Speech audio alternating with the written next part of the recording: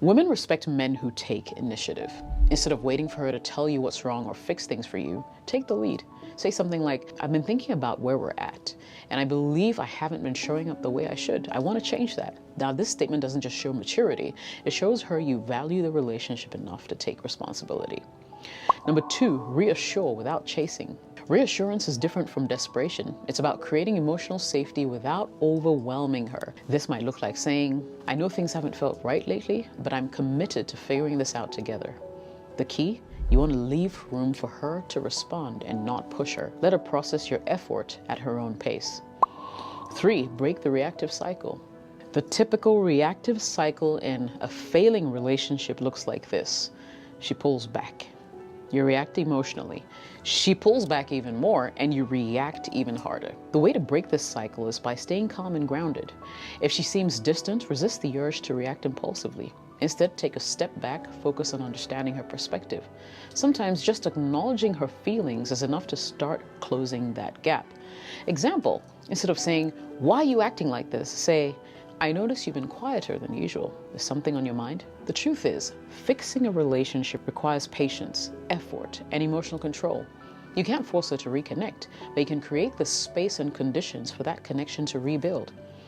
In the next section, I'll show you exactly how to rekindle that emotional spark and bring her closer to you. So keep watching, because this is where the real transformation will happen. Step 1, own your role. Let's get real. You can't fix a relationship if you don't acknowledge your part in its breakdown.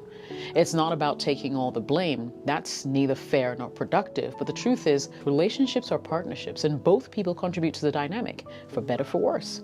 If you want to repair what's broken, the first step is looking inward. When things start going south, it's easy to point fingers. She's distant, she's changed, she's not the same woman I fell in love with. While these things might be true, they don't tell the whole story. Most women won't just check out for no reason. She's pulling back because something isn't working and she doesn't feel emotionally safe enough to talk about it, or she's tried and you didn't notice. Here's the thing, blame keeps you stuck. Ownership moves you forward. When you step up and take accountability for your part, you create trust and reconnection.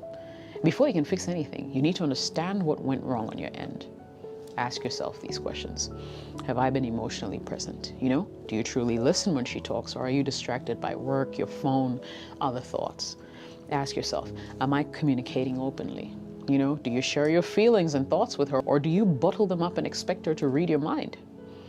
Ask yourself, have I been putting in the effort? Honestly, think about it. When was the last time you planned something special, gave her a genuine compliment, or made her feel prioritized? Be brutally honest. It's uncomfortable, but that discomfort is the first step towards change. Acknowledging your role doesn't mean drowning in guilt or apologizing for things you didn't do. It's showing her that you're self-aware and willing to grow. If you skip this step and try to jump straight into fixing things, you're going to build this on a shaky foundation. Step 2, rebuild the emotional connection. When a relationship is falling apart, most people focus on the surface level problems, the arguments, lack of intimacy, or general tension.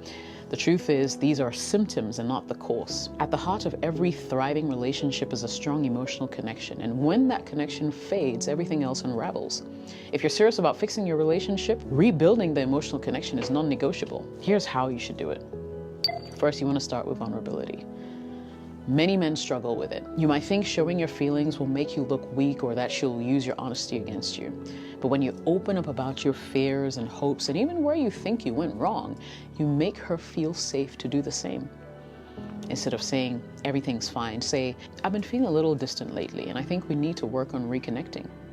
Instead of reacting defensively during arguments, say, I see where I might hurt you, and I want to understand how you feel.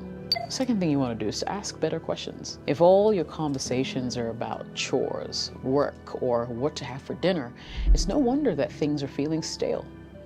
Women crave depth in conversations because that's where intimacy is built. So instead, you can ask questions like this. What's something that you've been thinking about lately that excites or worries you? If you could change one thing about your life right now, what would it be? What's a dream you've had that we haven't talked about in a while? These questions go beyond small talk and show her that you genuinely care about her. What you want to do while this is going on is also listen without interrupting or trying to solve her problems, because sometimes she just wants to be heard and doesn't necessarily need a fix.